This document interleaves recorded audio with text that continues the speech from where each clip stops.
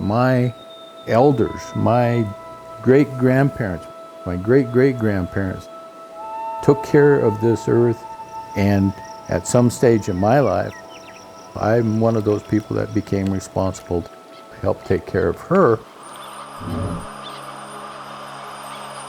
My children, my grandchildren, my great-grandchildren are going to have to take up that responsibility of preserving for us this great place that we just borrow. I borrow of the earth and I pass it on.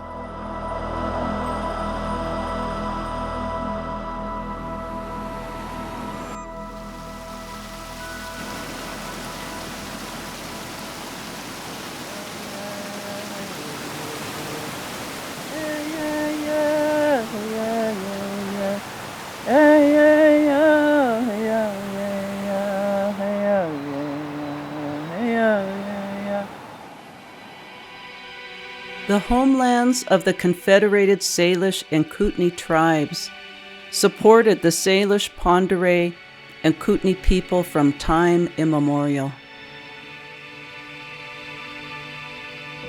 In 1855, the Treaty of Hellgate reduced tribal homelands from over 20 million acres to a 1.25 million acre reservation. A treaty abrogation in 1910 opened the reservation to white homesteading, further reducing tribal homelands and creating a conflicting cultural, social, and political landscape that still echoes across the reservation today. I come from a long line of strong Salish women, and I'm very thankful for that. I've been working to protect this landscape for over a decade, but I come from generations that have cared for it for thousands of years. Going back a generation, my Tupia, my great-grandmother, was one of the 3 yayas that protected the Mission Mountain Tribal Wilderness area when Ashley Lake's logging unit was proposed.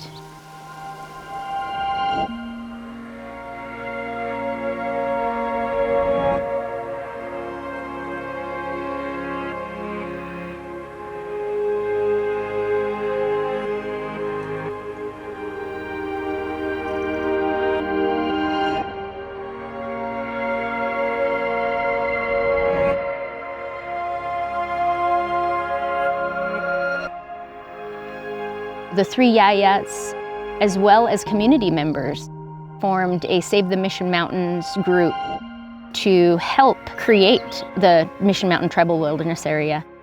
The 3 yayas came in to remind Tribal Council the importance of the wilderness and why we need to preserve it.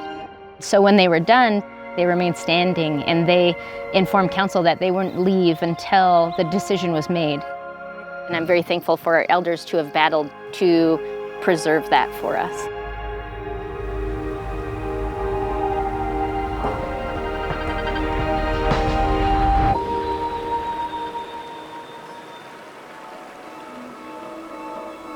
The tribes have had a long history of stewardship.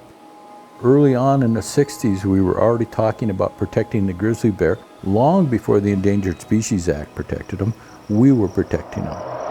We've taught one another through the oral tradition how to take care of the earth, how not to be greedy with the earth, how to give back to the earth. So I was taught from very little when I got medicinal roots that I was to put tobacco in the ground where I took the roots from. It was part of honoring, it was a part of recognizing that.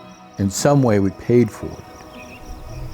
Living in the place where you know your ancestors have lived, where your creation stories are, you develop an intimate relationship, a loving relationship, because it's taken care of me. It took care of my ancestors. This land is still beautiful because our ancestors took care of it. And then they passed that responsibility on to us to take care of it. We manage people and educate people to coexist with wildlife. It is amazing to me with how many grizzly bears we have on the landscape. They coexist with people just fine. It was a 10-year battle with Montana Department of Transportation to not allow 4 lanes of traffic to go through. And that was to protect our wildlife.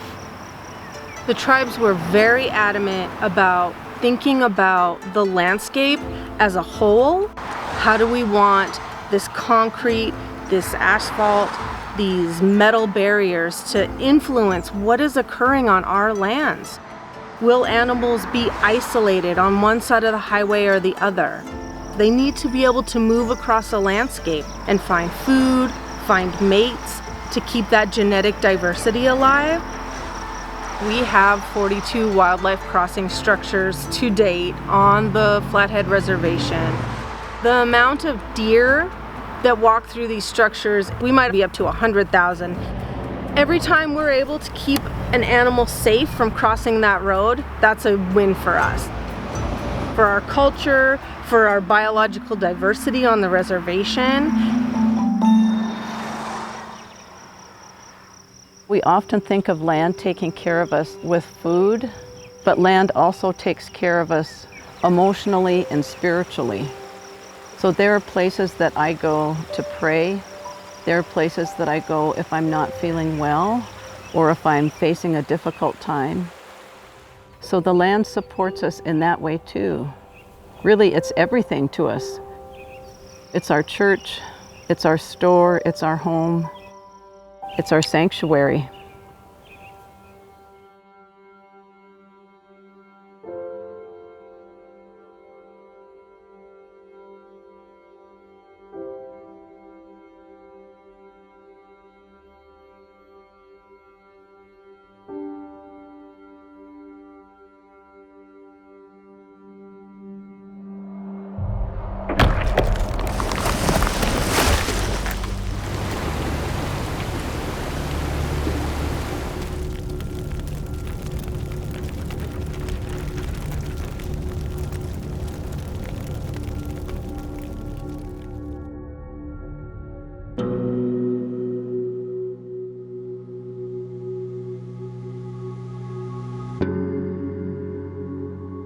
The tribe was one of the first in the country to redesignate air quality standards on the reservation as pristine air quality.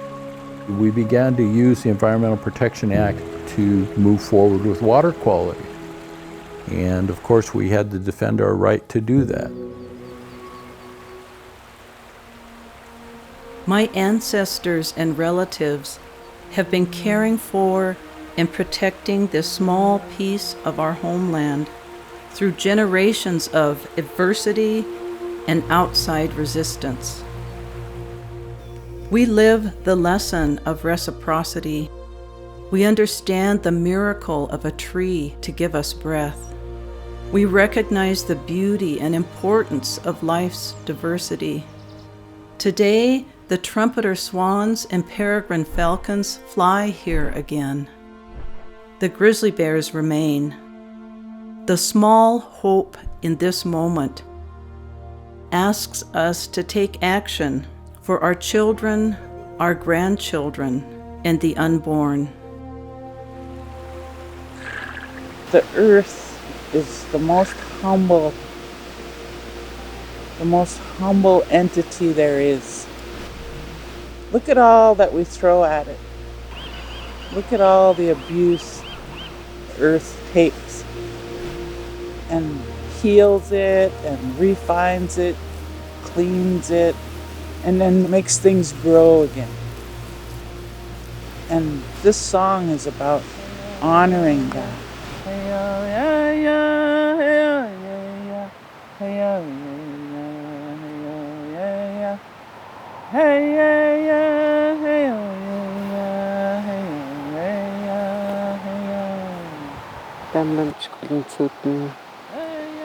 Lemlenchul qes ya luqes sinkweli poliestulu yen for